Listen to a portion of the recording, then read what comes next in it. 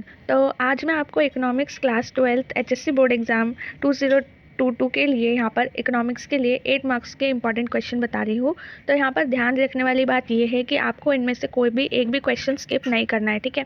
और जैसे मैं आपको समझा रही हूँ आपको वैसे पढ़ना है। 8 मार्क्स के इंपॉर्टेंट क्वेश्चन है ये। आप चाहें तो अपने फ्रेंड्स के साथ भी इसे शेयर कर सकते हैं।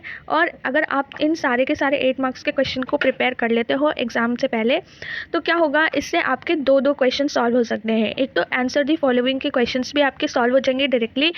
में क्वेश्चंस आएंगे 4 मार्क्स के, वो भी इन 8 मार्क्स के क्वेश्चन के साथ कवर हो जाएंगे। लेकिन यहाँ पर आपके लिए एक इम्पॉर्टेंट बात ये है कि आपको ये सारे के सारे क्वेश्चंस जो मैं आपको दे रही हूँ इंपॉर्टेंट क्वेश्चंस 8 मार्क्स के लिए, इनको सभी को प्रिपेयर करना है थॉरली, ठीक है। एक भी क्वेश्चन स्किप नहीं करना है, तभी आपके आंसर दी फॉलोइंग के क्वेश्चंस भी यहाँ पे कवर हो जाएंगे। उसके साथ साथ एग्री और डिसएग्री के क्वेश्चंस भी जो आएंगे उसमें भी कवर हो जाएगा। बहुत सारा पार्ट यहाँ पे कवर होगा अगर आपने 8 मार्क्स के ये सारे क्वेश्चन, ठीक है, जैसे मैं बताऊँगी वैसे आपको सारे क्वेश्चन को प्रिपेयर करना है, एक भी स्किप नहीं करना है। ये बात ज़रूरी ध्यान में रखनी है। तो यहाँ पे देखो, फर्स्ट क्वेश्चन आपको बता रही हूँ, explain the law of demand and it's exceptions, ठीक है।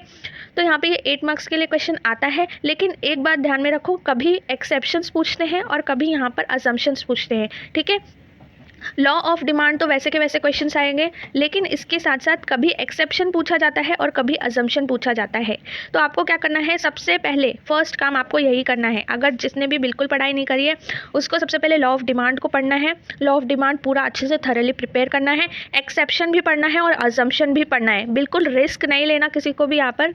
एक्सेप्शंस भी बहुत ईजी हैं, अजम्पशंस भी ईजी हैं, ठीक है। दोनों आपको पढ़ना है। मैंने बोला है आपको जैसे बता रही हूँ वैसे रीड करना है, नहीं तो अगर आपने इसमें से कुछ भी स्किप किया तो फिर आपको टेंशन होगा। यहाँ पे ये स्किप मत करना, एक्सेप्शन भी स्टडी करना और अजम्पशन भी स्टडी करना, क्योंकि लॉ ऑफ डिमांड के साथ कुछ भी आ सकता है। कभी एक्सेप्शन आएगा तो कभी एक्सेप्शंस पूछेंगे, कभी अजम्पशंस पूछेंगे, तो दोनों लर्न करो। नेक्स्ट है explain the law of supply and it's exceptions. तो यहाँ पे भी लॉ ऑफ सप्लाई आप स्टडी करोगे, एक्सेप्शंस भी स्टडी करोगे, उसके साथ साथ अजम्पशंस भी। साथ साथ आपको law of diminishing marginal utility तो पढ़ना ही है, क्योंकि लॉ ऑफ डिमिनिशिंग मार्जिन के क्वेश्चंस अगर आप क्वेश्चन बैंक में देखोगे तो law of diminishing marginal utility के बहुत सारे क्वेश्चंस वहाँ पर अलग अलग टाइप में फ्रेम करके दिए हुए हैं, और एग्री और डिसएग्री में आने के चांसेस बहुत ज़्यादा होते हैं। तो आपको law of diminishing marginal utility भी स्टडी करना है। ये 3 लॉ अच्छे से स्टडी करने हैं। ये 3 लॉ तो आपको सभी को पढ़ना है, ठीक है, कोई भी स्टूडेंट होगा सबको पढ़ना है। लॉ ऑफ डिमांड, अजम्पशन और एक्सेप्शन पढ़ना, लॉ ऑफ सप्लाई, एक्सेप्शन और अजम्पशन दोनों पढ़ना है, और इसके साथ साथ मैंने बताया law of diminishing marginal utility. अगर ये 3 भी चीज़ अच्छे से करके जाओगे ना, बहुत ही ज़्यादा अच्छे मार्क्स मिलेंगे, क्योंकि जब आप क्वेश्चन पेपर देखोगे तो आपको कहीं ना कहीं वो क्वेश्चंस नज़र आएंगे। आंसर द फॉलोइंग में आएंगे, एग्री डिसएग्री में आएंगे। 8 मार्क्स का क्वेश्चन तो शॉर्ट आएगा। अब यहाँ पे जो मैक्रो वाला जो पार्ट होगा ना, उसके लिए भी मैंने चैप्टर नंबर 7 और 8 से यहाँ पे क्वेश्चन बताए हैं, और इसके साथ साथ explain the concept of price elasticity of demand और इसके टाइप्स।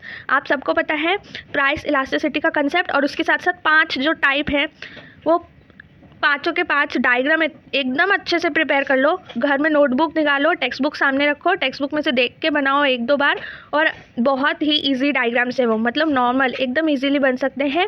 वो सारे 5 के 5 डायग्राम आपको अच्छे से प्रिपेयर करने हैं, क्योंकि आपका एक्सप्लेनेशन के साथ में वो भी बनाने हैं। जब आप टाइप से एक्सप्लेन करोगे तो आपको डायग्राम भी बनाने हैं, ठीक है। 5 टाइप्स है और उनके 5 डायग्राम से, वो अच्छे से प्रिपेयर करो, बहुत ही अच्छे मार्क्स मिलेंगे अगर ये क्वेश्चन आएगा तो। और ये बहुत बार आता है, इसको तो एकदम अच्छे से प्रिपेयर करके ही जाओ एग्जाम में। नेक्स्ट यहाँ पर 4th क्वेश्चन है, explain the practical difficulties in the estimation of national income.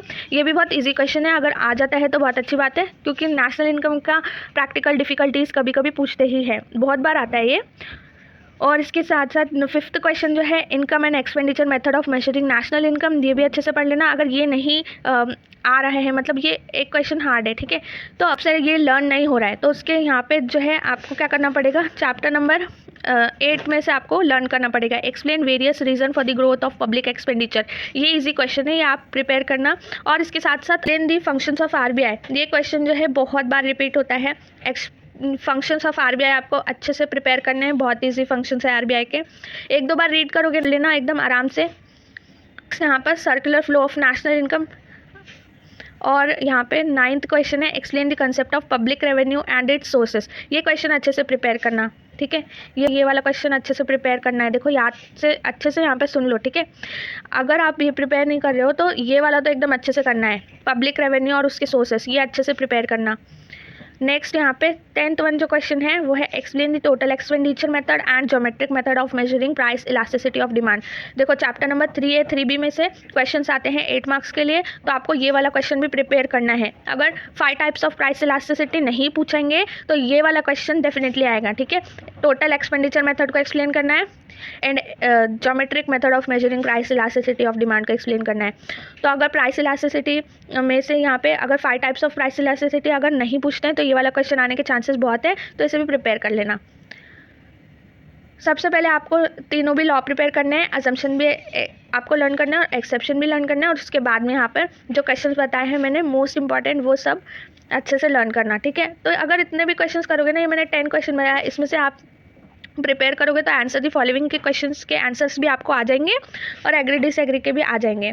और नेक्स्ट वीडियो आने वाली है डिस्टिंग्विश बिटवीन की, वो भी देखना, उसमें भी मैंने मोस्ट इंपॉर्टेंट डिस्टिंग्विश बिटवीन दिए हैं